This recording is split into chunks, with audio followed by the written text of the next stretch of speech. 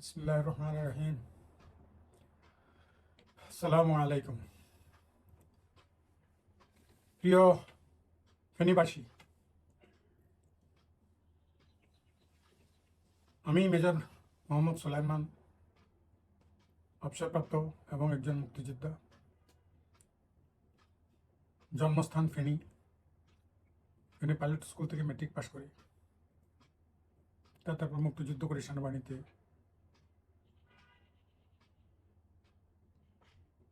চাকরি করি।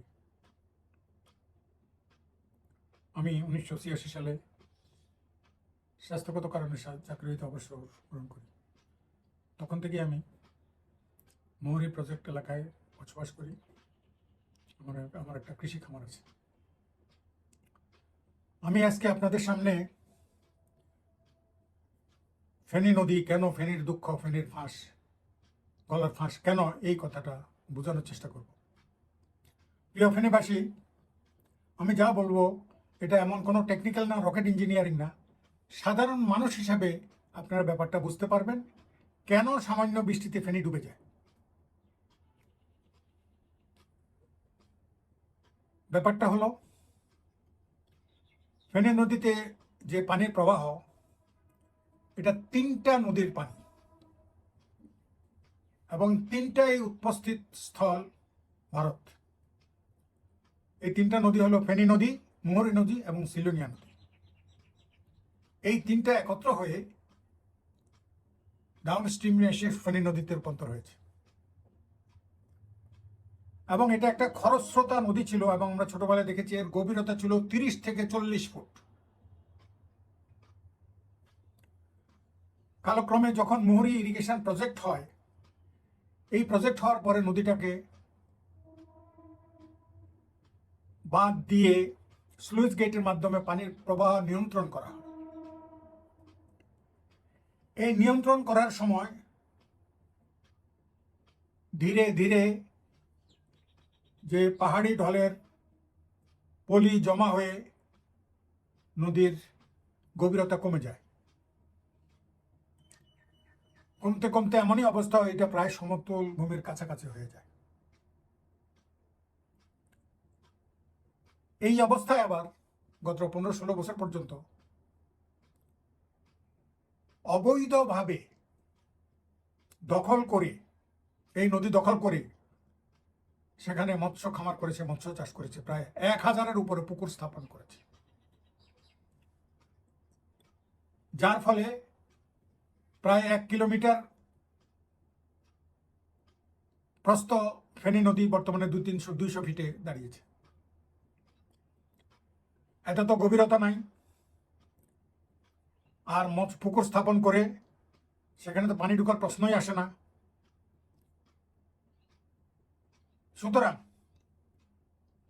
একটু বৃষ্টি, যা স্বাভাবিকের থেকে একটু বৃষ্টি হলেই, যেহেতু ভারতের সব পাহাড়ি অঞ্চল, ওই পানিগুলো খুব দ্রুত নদীতে আসে এবং যেহেতু নদীতে যাওয়ার জায়গা নেই, এগুলা ঘন্টা, 2 ঘন্টা, 4 ঘন্টা, 5 ঘন্টার ভিতরে ফুলে ফাঁপে উঠে। কারণ নদীতে যে ধারণ ক্ষমতা ছিল সেটা নাই। এখন বৃষ্টি বেশি হলে এটা নদীর 2 পার দিয়ে পরশুরাম, ছাগলনাইয়া বাঁধ ভেঙে গ্রামে ঢুকে যায় এবং আস্তে আস্তে এটা এসে মৌরি প্রজেক্ট এলাকা পর্যন্ত এসে এটা ফেনী নদী হয়ে বঙ্গোপসাগরে পানি চলে যায় এবং এর যাওয়ার গতি অত্যন্ত কম। কারণ 40টা গেইটে পানিকে নিয়ন্ত্রণ করা হয়, 40 গেট ছাড়া পানি যাওয়ার কোনো জায়গা নেই। এমতো অবস্থায় যদি হঠাৎ যে বৃষ্টি, এই পানিটা এসা ফেনী নদীতে যে ধারণ ক্ষমতা ছিল, পুকুরগুলা মাছ চাষ বন্ধ করে এটাকে ড্রেজিং করা যায়, ড্রেজিং করে বালিগুলো সরানো যায়, তাহলেই এই ফেনীর দুঃখ ঘুচবে। এছাড়া আর কোনো পথ আমি দেখি না। যত কথাই বলুন, এটা স্বাভাবিকভাবে ফেনীবাসীকে আমি অনুরোধ জানাই, আসুন আমরা সবাই একত্র হয়ে এই মৎস্য চাষ বন্ধ করে যে কোনো উপায়ে ফেনী নদীর ড্রেজিং করে পানির যে প্রাথমিক ধারণ ক্ষমতা না বাড়ালে পানি উপরে এসে 2 বার প্লাবিত হবেই। সুতরাং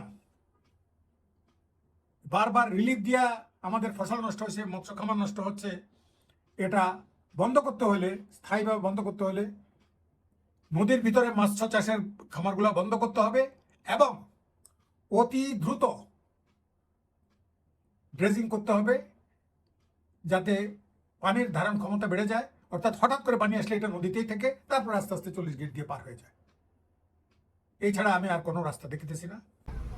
এখন দেখুন ফেনী নদীর, সেই খরস্রোতা ফেনী নদীর পূর্ব প্রান্তে কিভাবে জাল দিয়ে এবং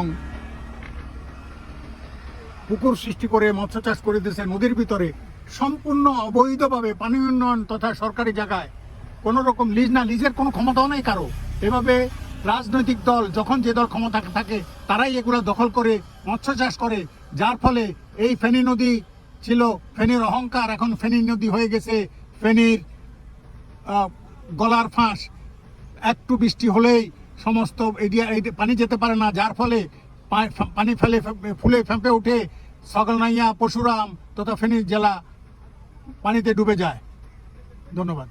প্রিয় ফেনীবাসী, আসুন আমরা সবাই চেষ্টা করি, প্রশাসনকে বলি, আমিও চেষ্টা করতেছি, সব জায়গায় যাচ্ছি, প্রশাসনকে চেষ্টা করি এটার একটা স্থায়ী সমাধান করার চেষ্টা করি। সকলকে ধন্যবাদ জানিয়ে আমার বক্তব্য শেষ করছি। আসসালামু আলাইকুম।